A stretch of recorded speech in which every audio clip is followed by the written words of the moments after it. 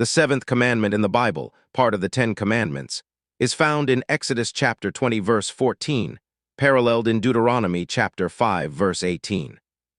It states concisely, "You shall not commit adultery." Note, this is consistently the seventh commandment in Protestant, Reformed, Orthodox, Evangelical, and Jewish traditions.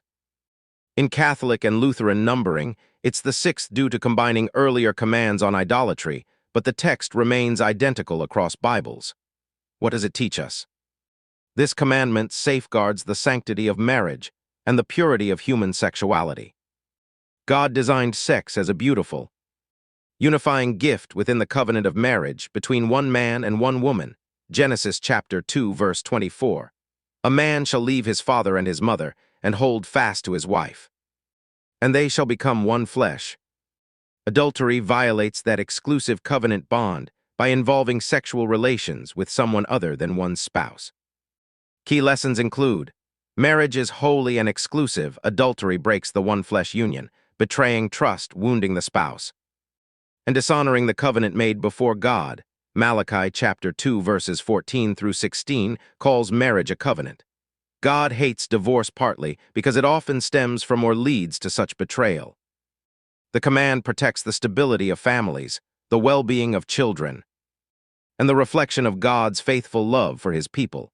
Ephesians chapter 5 verses 25 through 32 compares marriage to Christ and the church.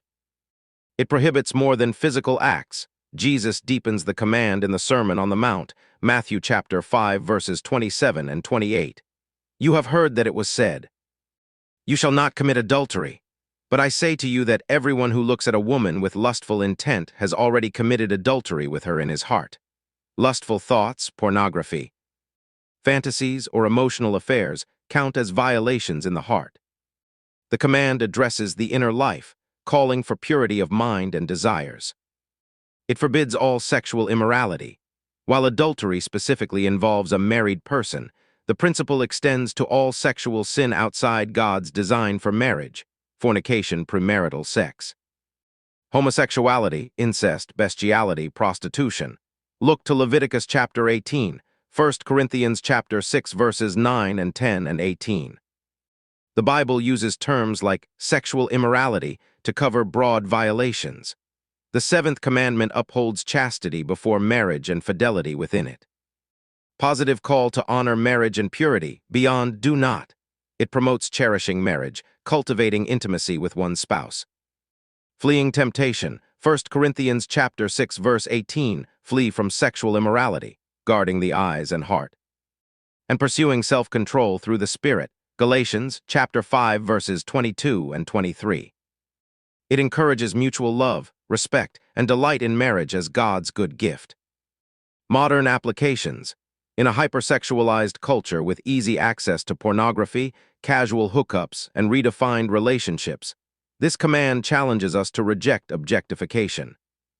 Pursue covenant faithfulness, protect boundaries, e.g. in friendships, media consumption, seek forgiveness and healing for past sins, and value singleness, chastity as honorable paths too. 1 Corinthians chapter 7. It combats devastation from broken homes, STDs, emotional scars, and spiritual separation from God. In summary, the seventh commandment teaches that sexual intimacy is sacred, reserved for marriage as a reflection of God's covenant love and faithfulness. It forbids adultery and all related sexual sins in act and attitude, calling us to purity, self-control, and honor for the marriage bond. By obeying it, we protect relationships, reflect God's character, and experience the freedom and joy of living within his good design for human sexuality.